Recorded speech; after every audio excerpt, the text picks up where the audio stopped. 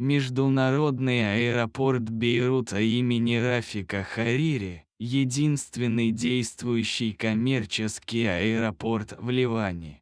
И поэтому его ежедневно будет посещать множество путешественников со всего мира. Бесчисленное количество людей проходит через терминалы, и огромное количество багажа и посылок перевозится во все мыслимые страны. Таким образом, вы можете себе представить, что безопасность аэропорта имеет первостепенное значение. По этой причине полицейские патрули и частные охранники следят за приходом и уходом. Но есть группа относительно невзрачных героев, которые работают в аэропорту. Ищущие собаки. Эти животные обучены обнаруживать подозрительные пакеты или багаж с запрещенными предметами. Это могут быть наркотики или даже деньги. Они узнали, как правильно идентифицировать часть багажа и что делать, когда они делают открытие. Лидеры вашей полиции хорошо знают знаки. Например, если собака-ищейка указывает носом прямо на предмет багажа или человека, сидящего совершенно неподвижно, вы знаете, что ее нужно проверить. Это простая, но эффективная система.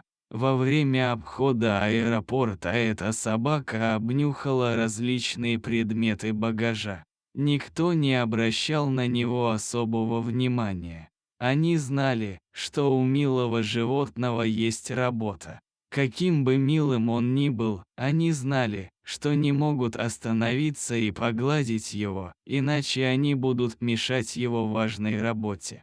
Поэтому в большинстве случаев люди одаривали проводника мимолетной улыбкой. Но вдруг собака показала, что учуяла что-то в одном из уже зарегистрированных ящиков, которые как раз находились в пути через аэропорт из одного пункта назначения в другой. Глядя на транспортную этикетку, полицейский увидел, что посылка везлась из Украины в Бейрут.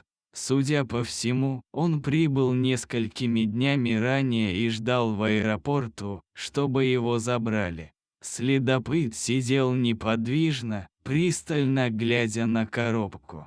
Полицейский не сомневался, что его животное обнаружило что-то крайне необычное и, вероятно, незаконное.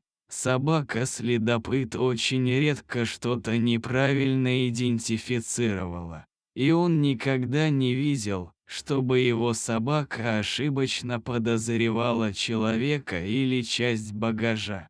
Дрессировщик указал, что собака может подойти ближе. Затем он прыгнул на ящик. Сама коробка была довольно большой, примерно 10 на 3 фута. Она была похожа на многих других, стоявших в аэропорту, так что ничего особенного в ней не было. Единственным отличием, которое заметил полицейский, были несколько маленьких, почти незаметных отверстий вдоль ящика. Собака сразу же их заметила, сунула нос прямо над одной из дырок и пристально принюхалась. При этом он издал небольшой стон. Эта реакция определенно была необычной. Следопыт выполнял свою работу много лет, и хныканье не входило в его репертуар реакций. Было ясно, что внутри есть что-то, что интересовало его больше, чем обычная контрабанда. Хозяин нахмурился, осматривая коробку вдоль и поперек. Что он должен сделать? Другие полицейские и сотрудники аэропорта собрались вокруг ящика, подняли его с пола и аккуратно поставили на стол. Офицеры знали, что в нем также может быть взрывчатка, которая может взорваться при попадании. Команда двигалась очень медленно и осторожно, и как только поставили коробку, вызвали саперов. хотя вероятность того, что в коробке была взрывчатка, была маловероятной, так как она, несомненно, была бы обнаружена во время регистрации и сканирования в украинском аэропорту, они все же не рисковали. Все вышли из комнаты, но следопыт, казалось, торопился вернуться.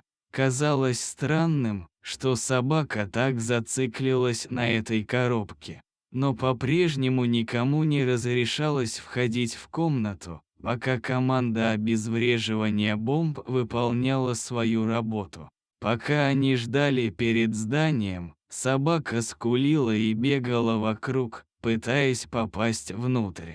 Хозяину это показалось странным, так как такое поведение для него было нетипичным.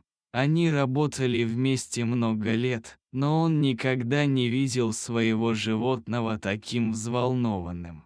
Это вызвало у офицера всевозможные тревожные звоночки. Что было такого особенного или странного в этой коробке? Что было в нем? А пока им пришлось ждать.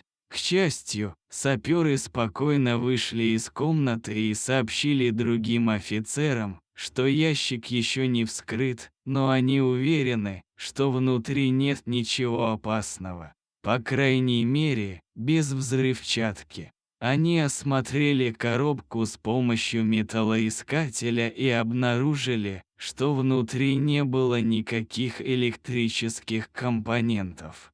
Это было большим облегчением. Но оставался еще вопрос, что же было в коробке. Им предстояло решить, что делать дальше. После некоторого обсуждения было решено открывать коробку медленно и осторожно.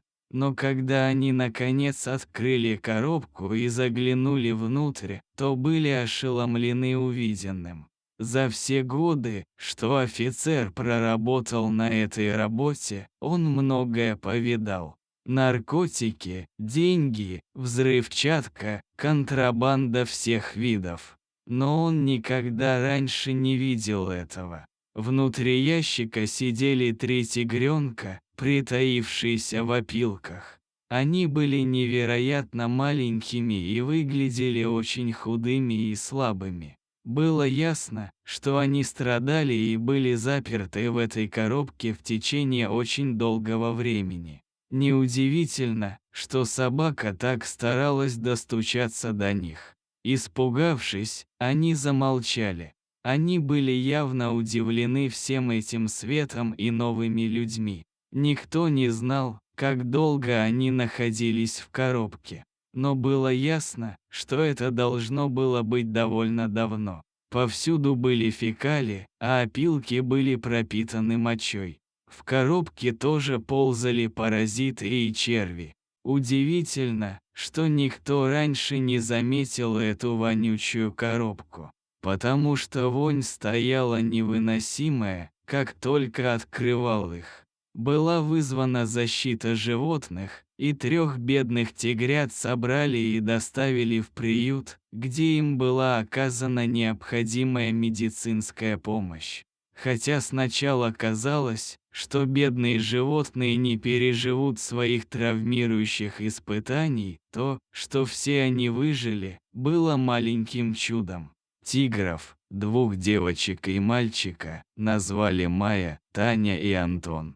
К счастью, они остались вместе и не разлучены. Полиция установила, что тигрята были проданы зоопарком в Украине. Они принадлежали к помету из 12 щенков. И хотя хорошо, что эти 3 выжили, никто не узнал, что случилось с их братьями и сестрами, отправленными в другие места. Директор зоопарка был арестован, обвинен и приговорен к длительному тюремному заключению. И все из-за полицейской собаки-ищейки, которая просто выполняла свою работу и в итоге была вознаграждена множеством похлопываний.